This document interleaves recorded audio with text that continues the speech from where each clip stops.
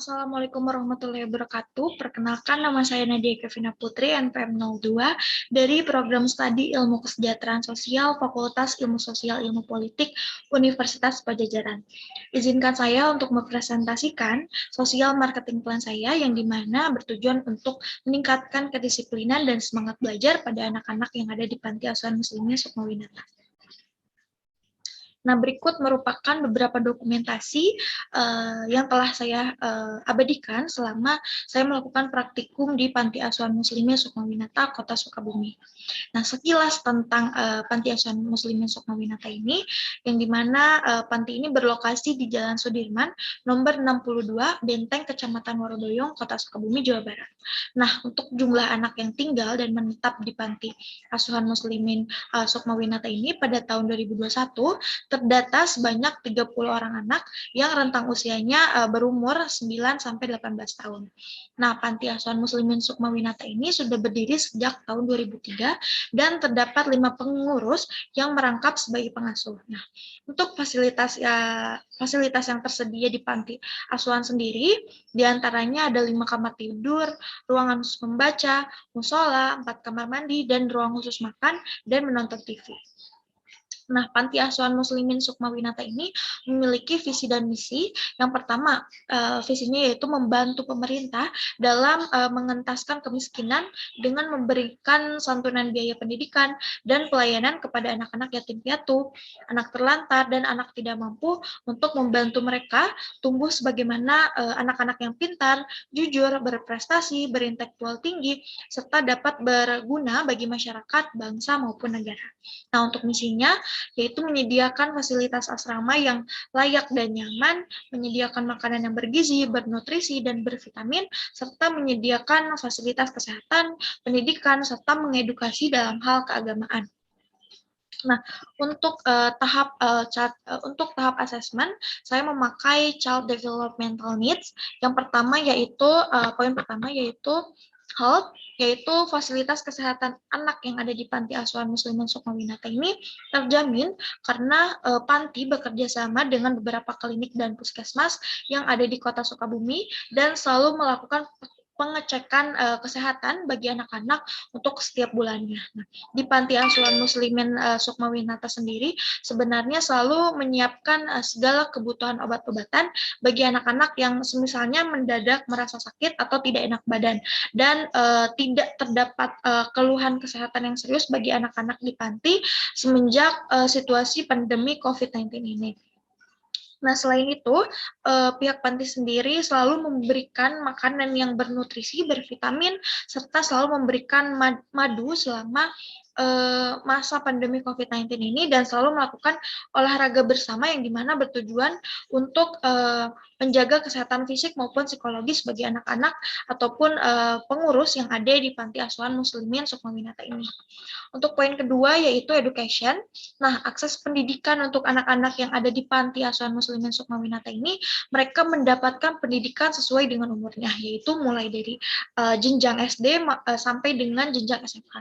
Namun semua anak yang ada di Panti Asuhan Muslimin Sukmawinata ini disekolahkan di sekolah Muhammadiyah, dan semua biaya dan segala kebutuhan sekolah itu ditanggung oleh Panti Asuhan Muslimin Sukmawinata Kota Sukabumi. Nah, tidak hanya itu, setiap anak-anak juga diberi uang saku untuk sekolah sesuai dengan jenjang pendidikannya nih.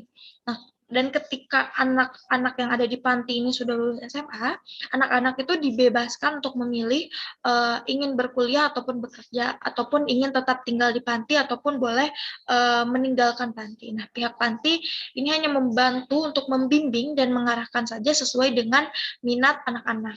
Nah, untuk poin ketiga, ada emotional behavior development, yaitu dari segi kondisi perilaku emosional anak-anak yang ada di Panti Asuhan Muslimin Sukmawinata ini berbeda-beda. Nah, dari yang saya perhatikan, ada yang cenderung pendiam, periang, percaya diri, tidak percaya diri, namun rata-rata anak-anak yang ada di panti ini selalu terbuka dengan pengasuhnya. Nah, hal ini juga praktikan rasakan ketika bertemu dengan anak-anak, yang dimana di hari praktikan pertama bertemu dengan mereka, ada yang terlihat sangat antusias sekali saat diajak berbicara, adapun yang terlihat pendiam dan malu-malu dan cenderung lebih tertutup. Nah, walaupun pihak dari panti sendiri bercerita, memang ada kalanya anak-anak seketika menjadi pendiam ataupun emosi, marah, bahkan sering bertengkar kepada sesama teman satu panti. Maka hal yang dilakukan pengurus ialah memberikan pendekatan ataupun pemahaman kepada anak-anak. Nah, pengurus panti juga harus mengetahui terlebih dahulu dengan menanyakan secara baik dan perlahan mengapa mereka bertengkar gitu. Nah, beberapa hari ini menjadi pendiam ataupun terlihat sedih dan kesal sesuai dengan situasi dan keadaan yang terlihat. Nah, jika mereka tidak mau menjawab pengasuh mengapa mereka dapat bertengkar ataupun terlihat pendiam ataupun emosi, maka pengasuh akan merangkul dan memeluknya dengan seperti itu hati mereka akan lebih tenang dan cenderung mereka akan mau bercerita dan terbuka kembali dengan pengasuh. Nah, dapat saya rasakan dan dapat saya saksikan bahwa peran pengasuh panti ini sangat penting bagi anak-anak seperti yang diutarakan oleh beberapa pengasuh yang ada di Panti Asuhan Muslimin Sukmawinata ini, bahwa mereka memberikan segala kasih sayang, segala bentuk kasih sayang dan perhatian kepada anak-anak panti ini tidak dilebih-lebihkan ataupun tidak dikurang-kurangkan seperti mereka memberikan kasih sayang ataupun perhatian kepada anak kandung mereka sendiri. Hal tersebut dapat dilihat dari rasa kekeluargaan anak-anak dan para pengurus panti yang sangat erat. Poin keempat yaitu ada identity, yang dimana di Panti Asuhan Muslimin Sukmawinata ini anak-anak dipersilahkan untuk terus mengembangkan potensi ataupun skill yang ada dalam diri anak-anak tersebut. Nah, hal itu dibuktikan dengan anak-anak panti yang rata-rata diperbolehkan mengikuti kegiatan apapun, ekstrakurikuler apapun yang ada di sekolahnya sesuai dengan minat dan bakatnya. Nah, para pengasuh juga selalu memberikan support dan semangat kepada anak-anak untuk terus mencapai cita-cita mereka. Nah, tidak hanya itu, Panti Asuhan Muslimin Sukmawinata juga selalu mengadakan kegiatan yang dimana seperti lomba-lomba, diantaranya ada lomba pidato, lomba membaca, lomba melukis, lomba membaca Al-Quran, atau bahkan kegiatan yang dimana anak-anak dapat mengembangkan segala potensi yang ada dalam dirinya untuk lebih bisa mengembangkan suatu potensi yang ada dalam diri anak tersebut. Poin kelima ada family and social relation. Dapat saya simpulkan bahwa tidak semua anak-anak yang tinggal di Panti Asuhan Muslimin Sukmawinata yaitu yatim piatu, karena dari yang disampaikan oleh para pengasuh beberapa anak masih memiliki keluarga dan ada pula yang sudah tidak memiliki keluarga. Nah, tidak hanya itu, bagi mereka yang masih memiliki keluarga ataupun orang tua, pihak panti memberikan kesempatan untuk keluarga dapat mengunjungi anaknya di panti dengan aturan maksimal 2 kali dalam sebulan. Nah, tetapi untuk komunikasi antara anak dan keluarga dapat dipastikan lancar karena mereka terus saling memberikan komunikasi ataupun saling berhubungan melalui telepon ataupun pesan SMS. Nah, walaupun anak-anak yang tidak memiliki orang tua ataupun keluarga, pihak panti tetap memberikan kasih sayang dengan sepenuhnya agar mereka tidak merasakan bahwa mereka tidak memiliki keluarga ataupun orang tua. Nah, untuk anak-anak yang di panti sendiri, para pengasuh tidak membatasi hubungan sosial anak-anak dengan teman-temannya dengan alasan pengasuh harus tahu terlebih dahulu nih teman dari anak panti tersebut siapa, sekolahnya di mana, dan ada keperluan apa. Nah, teman sekolah dari masing-masing anak panti juga diperbolehkan untuk datang ke panti seperti untuk belajar bareng ataupun untuk kerja kelompok ataupun bahkan keperluan lainnya yang positif. Nah, akan tetapi hal tersebut tidak boleh mengganggu waktu kegiatan yang ada di panti. Poin selanjutnya adalah social presentation, yaitu anak-anak yang berada di Panti Asuhan Muslimin Sukmawinata ini cukup interaktif. Ketika saya bertemu dengan salah satu pengurus panti dan beberapa anak yang menyambut hangat kedatangan saya, menggambarkan bahwa mereka tuh senang dengan kedatangan saya, dengan menyapa saya dengan senyum, kemudian mengobrol banyak, lalu menceritakan berbagai hal aktivitas mereka sehari-hari di panti. Poin ketujuh ada self-care skill. Anak-anak di Panti Asuhan Muslimin Sukmawinata ini sudah diajarkan untuk disiplin sebenarnya terhadap peraturan yang ada maupun kebutuhan kebersihan dirinya sendiri. Nah, dalam melakukan kegiatan seperti mencuci baju, mencuci piring, sehabis makan, merapikan dan membersihkan kamar, menggosok gigi sebelum tidur, itu sudah diterapkan oleh anak-anak panti. Namun, tidak semua anak-anak panti selalu disiplin terhadap perawatan ataupun bahkan kebersihannya sendiri, yang dimana masih sering tidak ditemukan, maksudnya masih sering ditemukan bahwa anak-anak masih melanggar peraturan-peraturan yang ada di Panti Asuhan Muslimin Sukmawinata. Nah, untuk selanjutnya saya menggunakan parenting capacity. Yang pertama yaitu ada basic care. Nah, fasilitas yang tersedia untuk anak-anak yang tinggal di Panti Asuhan Muslimin Sukmawinata ini dapat terbilang terpenuhi menurut saya, karena Panti Asuhan Muslimin Sukmawinata ini memiliki 5 kamar tidur yang berisikan 5 sampai dengan 6 orang setiap kamarnya. Nah, 3 kamar untuk perempuan dan 2 kamar untuk laki-laki. Nah, selain itu panti juga menyediakan ruangan khusus membaca, musola, lalu ruang bermain, dan memberikan 3 kali sehari untuk makan anak-anak. Nah, untuk poin kedua ada ensuring safety, yaitu keamanan di Panti Asuhan Muslimin Sukmawinata ini terbilang cukup aman dan terjaga, karena dapat saya lihat ada pengurus yang bertugas menjaga di depan pintu masuk panti, yang dimana hal tersebut demi keamanan bersama untuk orang yang ada kepentingan ataupun keperluan dengan pengurus panti atau bahkan anak-anak. Tamu tersebut akan diarahkan terlebih dahulu nih untuk duduk di depan dan menunggu. Oleh karena itu, tamu maupun anak-anak yang ada di dalam panti ini tidak dapat bebas keluar masuk panti. Gitu. Untuk poin ketiga, ada emotional warmth.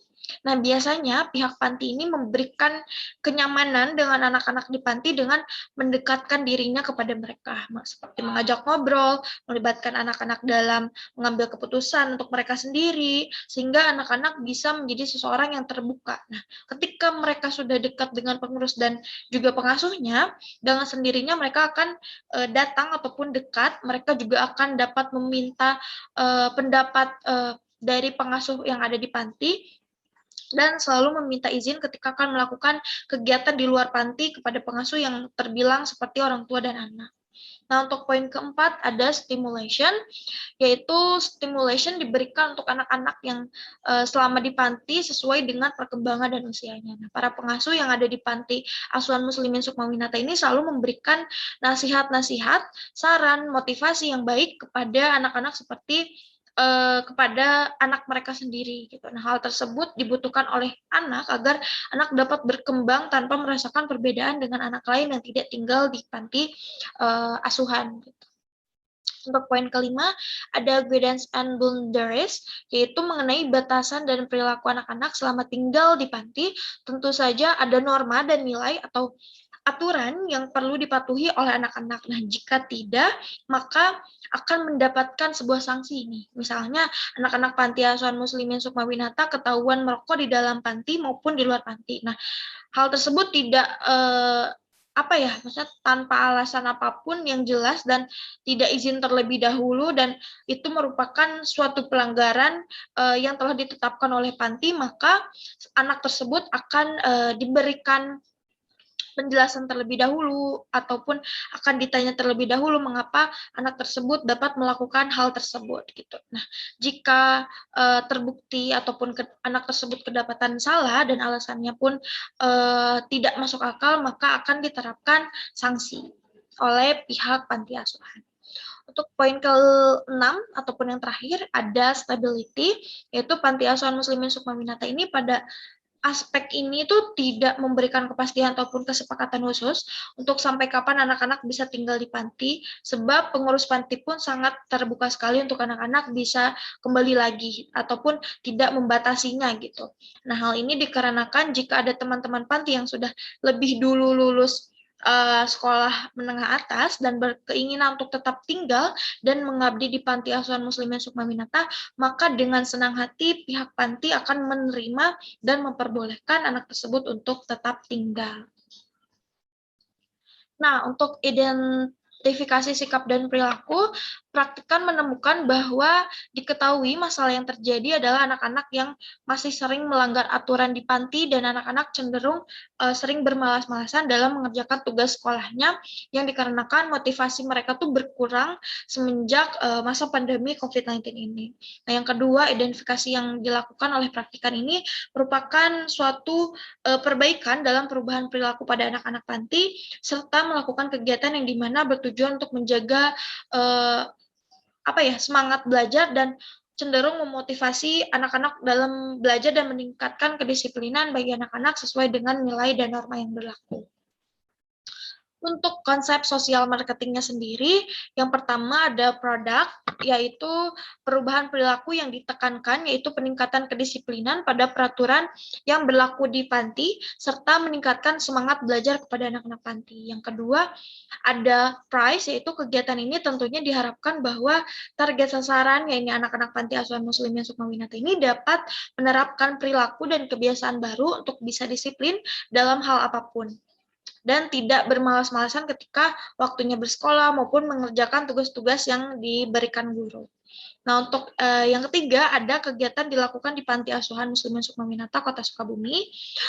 Yang terakhir adalah promotion, yaitu penyampaian yang dilakukan dalam kegiatan ini, yaitu dengan melakukan sosialisasi dalam bentuk video maupun poster yang akan saya berikan terkait perilaku peningkatan kedisiplinan serta motivasi belajar untuk mencapai masa depan yang gemilang.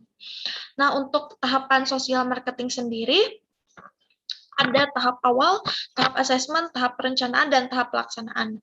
Tahap awal dalam pelaksanaan sosial marketing ini adalah tentunya pencarian panti sebagai sasaran untuk perubahan perilaku. Nah, setelah itu dilanjutkan dengan tahap familiarisasi ke panti bersama dengan pengurus dan juga anak-anak yang berada di Panti Asuhan Muslimin Sukmawinata, Kota Sukabumi. Nah, praktikan juga tidak praktikan juga diajak berkeliling untuk melihat bagaimana sih kondisi dan situasi panti tersebut, bagaimana fasilitas yang ada di panti tersebut. Nah, ketika praktikan sudah melakukan familiarisasi, observasi, dan wawancara, ataupun sudah melakukan pengamatan di sekitar lingkungan panti asuhan Sukmawinata ini, dilanjutkan dengan asesmen menggunakan kerangka asesmen child, safeguarding, and promoting welfare, yaitu sekaligus akan menjelaskan apa tujuan dari kegiatan ini nantinya. Nah, lalu tahapan selanjutnya ialah tahap perencanaan, yang dimana praktikan merencanakan penanganan yang efektif terkait perilaku yang ditemukan. Nah, tahap terakhir yaitu tahap pelaksanaan, yang dimana praktikan akan mensosialisasikan terkait peningkatan kedisiplinan yang mencakup bagaimana membangun komitmen untuk tetap disiplin dan dampak baik yang akan terjadi jika anak membiasakan diri untuk hidup disiplin. Dan tidak hanya itu, praktikan juga akan memotivasi anak-anak yang ada di Panti Asuhan Muslimin Sukmawinata ini untuk tetap semangat dalam menempuh pendidikan dengan cara menyajikan ataupun mensosialisasikan beberapa video ataupun yang nantinya saya akan membuat poster yang bertujuan untuk mendorong anak-anak tetap semangat dan tidak bermalas-malasan dalam hal pendidikan, terutama mengerjakan tugas-tugas sekolahnya. Berikut presentasi dari social marketing plan yang telah saya lakukan. Wabillahi taufiq wal hidayah. Wassalamualaikum warahmatullahi wabarakatuh.